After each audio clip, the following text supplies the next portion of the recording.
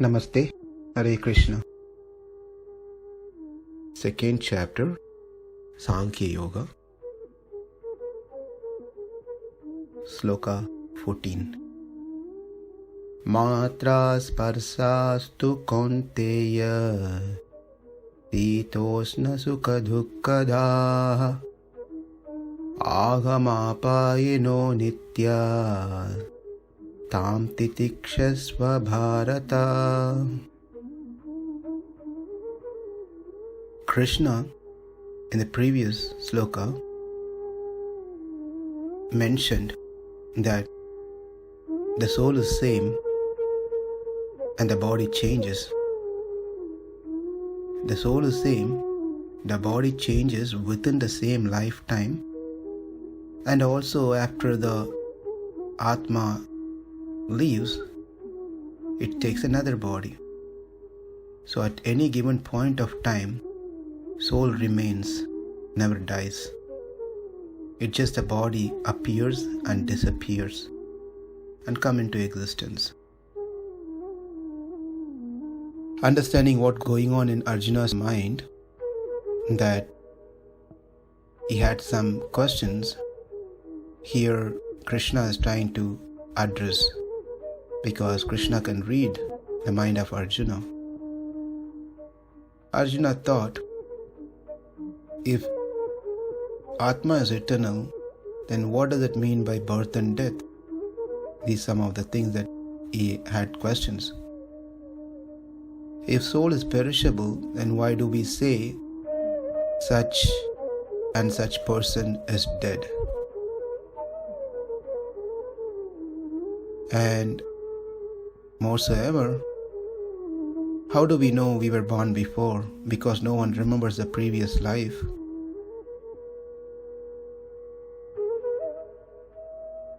So, these questions Arjuna had in his mind, plus also he was thinking that no one dared to tell me what I did in my previous life, how I was,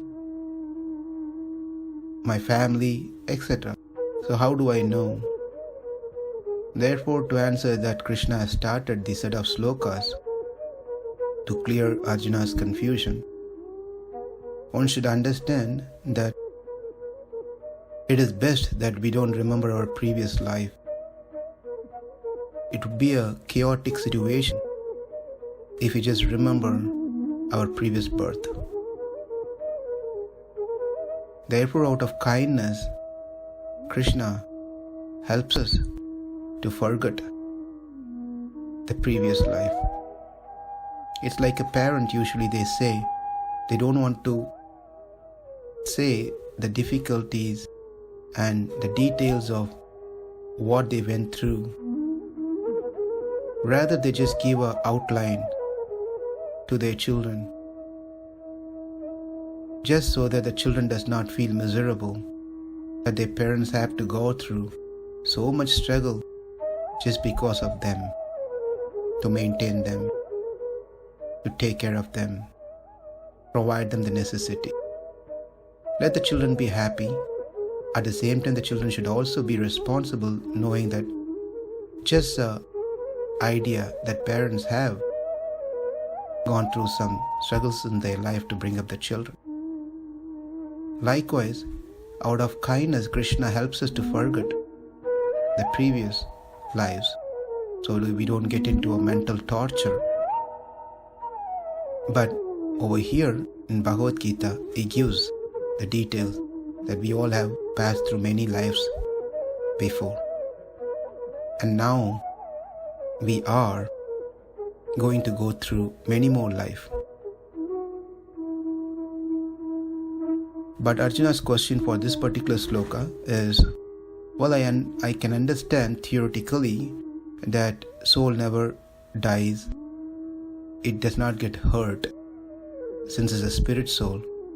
But as long as we are in this body, we have to go through suffering, happiness and pains. Isn't it, Krishna? Because we are still in the body, we are not dead. Therefore, I understand I am Atma, but I am in this body.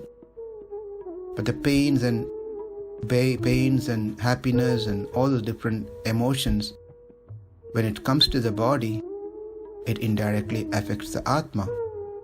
What a wonderful follow-up question by Arjuna. The soul imprisoned in the body due to karma.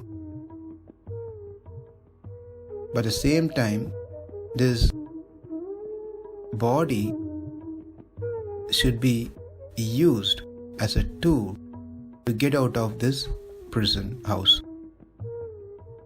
Very important to repeat. Because of our karma, we are encaged, put into this body like a prison.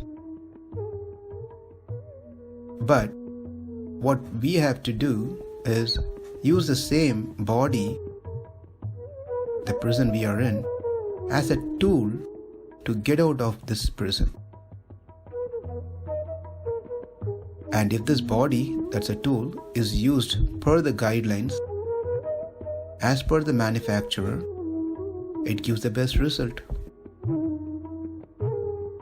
You buy any tool, a cell phone or a washing machine or any sort of appliances, it's very easy that we can break it by not following the guidelines provided by the manufacturer. We might think, I know this one, I've used for many years, so this is another new one, I know how to use it. Well, you can use the basic things, but then there could be new features, or some of the functions, if we don't use right, it get malfunction. Therefore, better to follow the guidelines of the manufacturer. Likewise, this body has been given to us by Krishna. Then, along with the body, there is a manufacturer guidelines book is also given by Krishna. And those are the scriptures, specifically Bhagavad Gita, the guidelines book. If we read and understand Bhagavad Gita, then we'll know how to utilize this body in a proper way and use as a tool to get out of this body. Therefore, the body, which has the senses, and the senses is attracted and influenced by the external objects. The objects can be the living entities or a non-living entity. When the senses are get in touch with the objects, external objects, it produces either pain or happiness. Or also one can be neutral. But a person who can learn to tolerate both the situations is a person who can be called as self-realized person. Mātrā-sparśās kaunteya. śītoṣṇa-sukha-duḥkha-dāḥ. Sita, winter, uṣṇa, summer. Sukha, happiness, dukkha, pain. What Krishna is saying here is, the happiness and distress that one goes through are like summer and winter. Right now, we are in winter. We might keep telling it's cold, it's snowing, it's windy and everything. We can keep crying about it. Or we can simply be equipped by wearing the jacket and gloves and thick socks and shoes and try to take care of whatever we need to do to tolerate the winter. That's all we can do. What we are doing is we are tolerating the winter. Likewise, we don't wear jacket, caps, gloves, socks, thick t-shirts, nothing during summer. You would like to be light, wear light dresses. That's summer. But it's hot. So what we do at that point of time? Do not wear jacket, do not wear gloves, do not wear sock, wear light dress. That way we can tolerate summer. So all we can do is just tolerate winter and summer. Likewise, just try to tolerate titikṣasva. Titikṣasva means tolerate. Just try to learn to tolerate both the happiness and pains. Why do I have to tolerate? Because āgamāpāyino anityās. Anitya means it's non-permanent. Apāyino means it disappears. It is not permanent. This happiness and the pain are not permanent. It just comes and goes, like how summer and winter comes and goes. Therefore, don't get caught with these happenings. Try to learn to tolerate.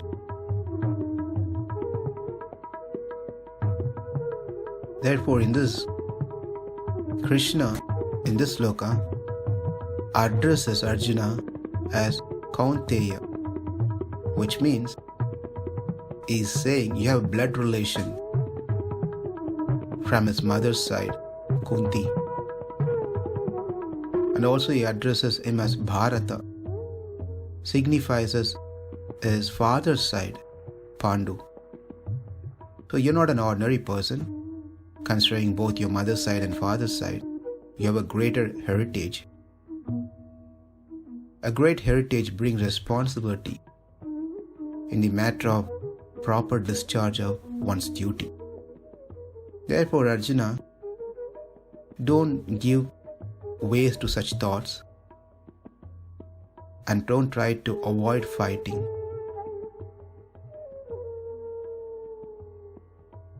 It doesn't matter. You have to do your duty as a Kshatriya. That's your prescribed duty. Therefore, raise up to the platform of knowledge. Don't become an sentimentalist. Focus on your duty, responsibility, and whatever assigned services are. mātrā-sparśās kaunteya śītoṣṇa-sukha-duḥkha-dāḥ āgamāpāyino nityās tāṁs titikṣasva Bharata. Namaste. Hare Krishna.